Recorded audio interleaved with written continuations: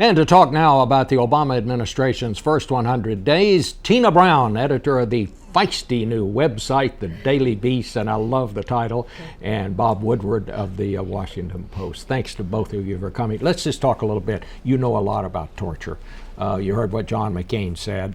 You heard what Pat Leahy said. Where do you think this is going, Bob? Well, I think there's more to come out. I think it's got legs, and you know, we have a great tradition going back to the Pentagon Papers and the Nixon tapes and Iran-Contra of we air the dirty laundry, and I think it's necessary, and you know, no one in our business is ever going to sit around and say, let's keep the cap on the bottle. It's got to come out. You don't know where it goes. Now, from President Obama's point of view, he wants to look at this as history. He's got problems. I remember Gerald Ford, after he pardoned Nixon, I asked Ford, I said, you know, why did you really do this? And he gave a great answer, and he said, I wanted my own presidency, that the country needed to move on, and this was the only way to get it off the table. You know, at the White House, they told me that there really was a debate. Some of the top people there did not want to release this stuff. They did have a debate about it. They are still not certain, if I understand their thinking, about whether these methods actually worked. One official said to me, it's really a jump ball as to whether any of this worked. You did a lot of investigating on this. Do you think these methods work, Bob? Well, what they do is they elicit little pieces of the puzzle, and all good intelligence work is a mosaic, getting a little here, a little there.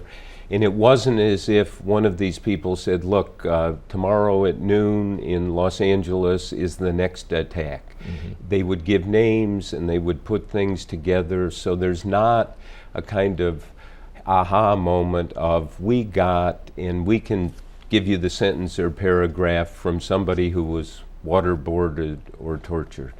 Tina, congratulations to you on how well the website is doing. You're one of the great editors, as Bob is one of the great reporters of our time, first the New Yorker and then later Vanity Fair, and now editing this, as I said, very feisty website. But give us some perspective here on this first 100 days. 100 days is really an artificial kind of thing anyway, but this president came to office saying he's going to change things. You think he's changed anything yet? I think he has immensely changed the tone. And I think that this is a president who in his first 100 days has shown that he understands imagery and the politics of gesture more really than any president since Reagan. Because when people criticized him, for instance, for going abroad and perhaps being apologetic about America, he understood that his first real sally into the world outside America was to show that he understood that America had things to atone for in the way the war happened and the way it went down and Abu Ghraib and all of those things. He needed to make it clean, to clean it up and say, we're different, we've turned a page. And he also needed to show that America isn't as arrogant after exporting all these toxic assets to the world, which we should not forget. The rest of the world is reeling from that sort of financial malfeasance of America. So he needed to do that. Doesn't mean to say he's going to keep doing that, but that first go round he had to do it. And secondly, I really think one of the great surprises is what a force multiplier Michelle Obama has turned out to be, because these two are working in such sort of flawless concert.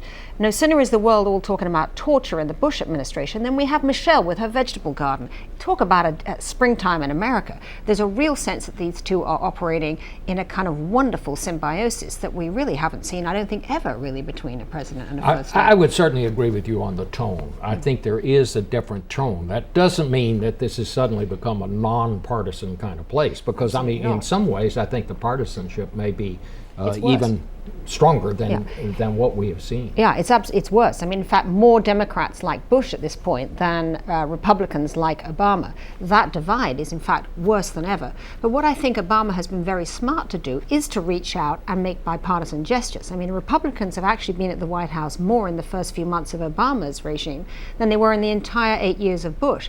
So he's reached out, and if they want to rebuff it, then they can rebuff it, and they don't look so great. You know, when they make a big storm about Chavez and handshakes, or a big storm about bowing to Abdullah, they simply look ridiculous. And, you know, in that sense, I think Obama once again scores. Have they bitten off too much here? Oh, well, they've somebody counted up, there are 137 decisions or proposals that President Obama has made. That's a staggering number. But if you again try to look at it from their point of view, the people in the White House believe that they have restored the moral authority of the presidency.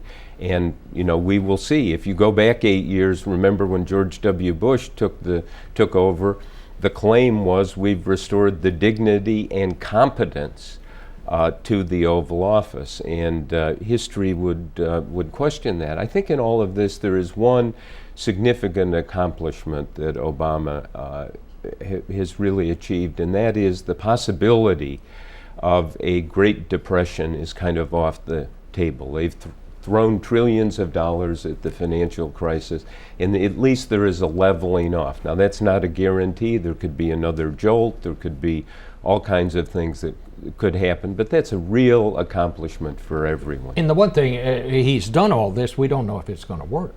We have no idea if it's going to work, and of course, in the end, that's going to be the judgment in Obama.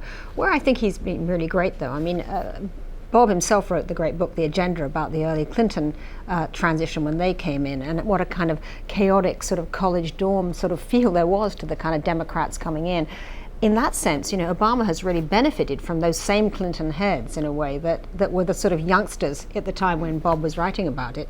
And, with Larry Summers, with Hillary, with Rahm Emanuel, they've all kind of come in bringing with it some of their knowledge that they had before, which helps him, the young new president, wed his new ideas to theirs. So. And the big decision is doubling down in Afghanistan, doubling the number of troops there. The last president to do that was President Bush Sr. Before the Gulf War. And essentially Obama said, we're going to go on the offense on this, and we're going to have to see in 6 months or a year whether it works. I want to thank both of you for being with us this morning.